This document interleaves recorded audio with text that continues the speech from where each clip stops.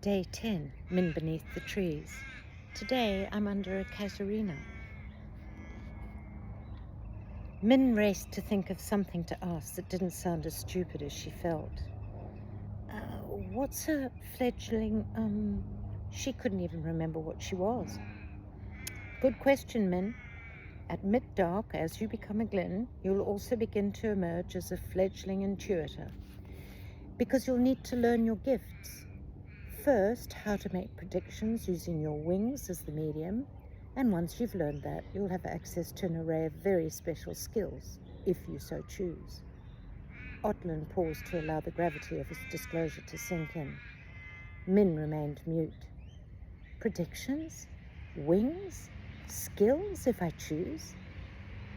I wish there was more time to explain it all in more detail, Min, but if you do choose, rest assured you'll learn on the job, and quickly.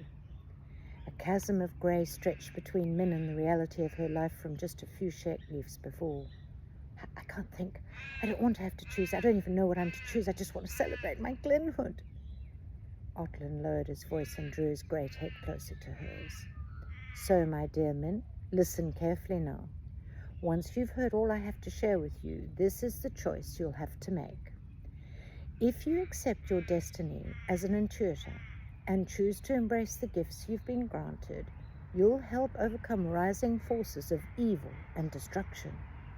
In rising to this challenge, you may face the caveat, thereby becoming one of only a handful privileged to protect our great orb. The decision to walk this path is yours alone. And my dear Min, I know this is hard, but you have little time to make it. Min closed her eyes. Caveat? Destruction, evil, privileged? The words spun in her head. A bilious bubble rose in her throat. Tears dribbled down her nose as she tried to clear her throat. It was too much, too sudden, and too frightening. It's too much, I understand, Min, Otlin said, uncannily reading her mind again. Let it sink in while you hear the first story.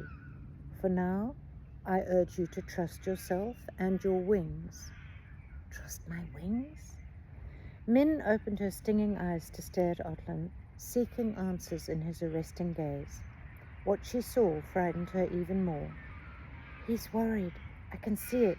It's as if it is he who is carrying the great orb on his back. Min sensed a tumultuous future she couldn't have imagined just a short sunrise ago. Otlin flicked the outer feathers of his right wing to indicate she should join her mother's. Zilla's distress was etched painfully across her usually smiling face. Her face crinkled as she fought back to hold back the tears. Gyla stood grim and resolute, her brow furrowed. She gripped Min's hand firmly. Zilla held her by the arm. Min could feel her mother's hand shaking through the waves of panic assaulting her tiny body.